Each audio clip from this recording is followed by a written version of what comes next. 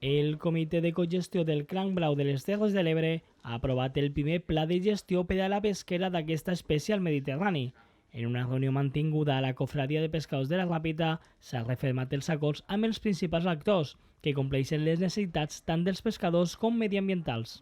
Som l'únic territori en la nostra part del món que d'alguna manera ha reaccionat molt ràpidament. Hem creat aquest comitè de cogestió pesquera, tenim tots els col·lectius concernits presents i no només assessoren, sinó que prenen conjuntament les decisions. I de fet avui és un dia molt important perquè des d'ençà de la creació d'aquest comitè de cogestió, avui és el dia que aprovarem el pla de gestió.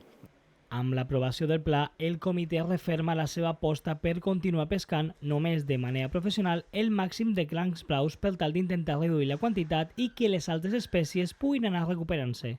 La pesca professional, a més, n'ha extret des de 2016 més de 5 milions d'exemplars, el que suposa més de 1.400 tones, de les quals gairebé el 90% ha estat a les Terres de l'Ebre i ha reportat uns beneficis al sector pesquer de més de 4,5 milions d'euros.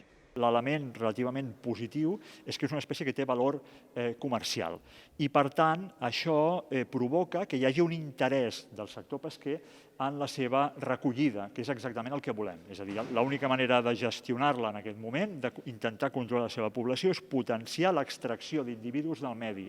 El Departament d'Acció Climàtica ha donat a conèixer que les captures dels darrers anys està baixant en quantitat de tones, el que fa pensar que l'espècie ha entrat en una fase de contenció, fet que ha d'afavorir la salut dels ecosistemes que ha ocupat el cranc blau en els últims anys.